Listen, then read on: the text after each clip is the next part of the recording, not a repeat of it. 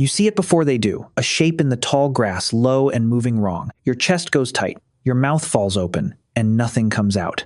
Not a word. Because words do not exist yet. For hundreds of thousands of years, this was the situation your ancestors lived inside, a mind full of urgent things to say and no language to say them with. And yet they survived. They hunted together. They raised children. They warned each other about the shape in the grass. So how did they do it? That is the question, and the answer rewires everything you think communication is. Start with what your body still remembers.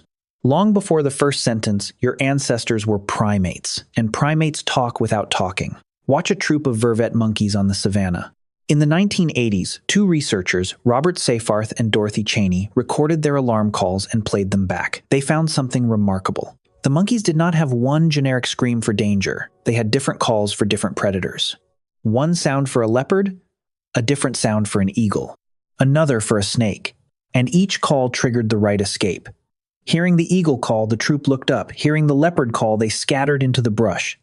This was not language, but it was meaning encoded in sound, understood by everyone in the group. Your ancestors inherited a system like this, a toolkit of cries, grunts, and screams that already carried information before a single word was invented. But sound was only half of it, maybe less than half. Here is a strange fact about your own body. When you talk, your hands move. You cannot help it. Even on the phone, when no one can see you, your hands still carve the air. People blind from birth, who have never seen anyone gesture anyway while they speak. Why would that be true, unless the hand and the word were connected at the root? One researcher spent his career on exactly this idea. Michael Corballis, a psychologist from New Zealand, argued that human language did not begin in the mouth. It began in the hands. His theory is called gestural origins, and the logic is simple. Pointing, miming, shaping a thing in the air, these are older and more obvious than speech. You can show someone the size of a fish.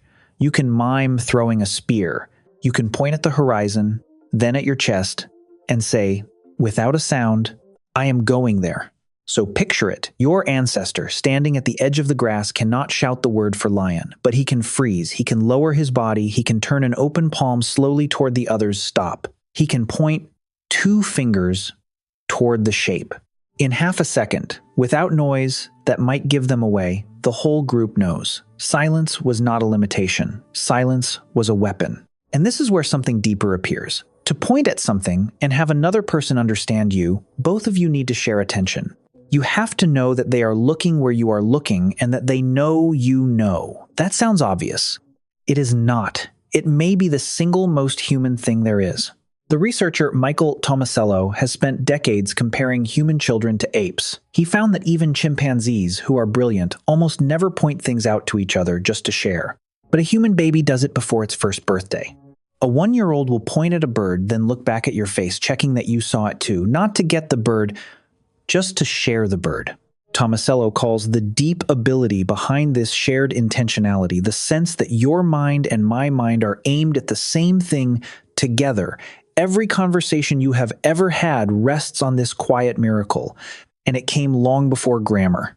Now add the face. Your face carries more muscles devoted to expression than almost any animal alive, and most of them do nothing for chewing or breathing. They exist to be read. A furrowed brow, a flash of the eyes, a lip curled back over the teeth. Across every culture on Earth, certain expressions mean the same thing, which tells you they are older than any single language. Fear looks like fear in every human face. So does disgust. So does the open, breathless rhythm of a laugh. That laugh matters more than you would think. Long before speech, your ancestors were touching each other constantly, grooming, picking through hair, cleaning skin, hands moving over another body for hours. Apes still do this, and it is not really about dirt. It is about bonds. It says, you matter to me, I am spending my time on you. The anthropologist Robin Dunbar noticed a problem with this. Grooming works, but it does not scale. You can only groom one other body at a time. As human groups grew larger, there were not enough hours in the day to touch everyone you needed to stay close to. Something had to replace the hand. Dunbar's idea is that sound stepped in. Vocal grooming, cooing, humming, laughing together, eventually gossiping away to reach several people at once to say, I am with you without a single finger touching skin. Language, in this view, was born partly as a way to hold people close from across the fire. There may even have been music before there were words. The archaeologist Stephen Levinson argues that early humans communicated in something like song melodic, emotional phrases that were felt more than parsed, carrying mood and intention through pitch and rhythm long before those sounds ever broke apart into separate words. A mother calming a baby still does this now. You do not decode a lullaby, you feel it. That older musical layer never disappeared, it just slipped underneath. So let us reconstruct a night. 200,000 years ago, the sun is gone and the sky over the savannah has gone deep and cold. A small group sits close around a fire, shoulders touching. No one is reading, no one is speaking sentences. But no one is silent either. Someone hums, low, and another voice joins. A hand slaps a thigh in rhythm. A story is being told, but not in words and movement. A man rises and mimes the hunt from that morning. He crouches. He creeps. He hurls an invisible spear, and the group gasps, then laughs, because everyone was there, everyone remembers. A child points at the fire and looks up at his mother, and she nods. And that tiny loop of pointing and nodding is the whole of human connection in miniature. This is communication without language. And it is not primitive.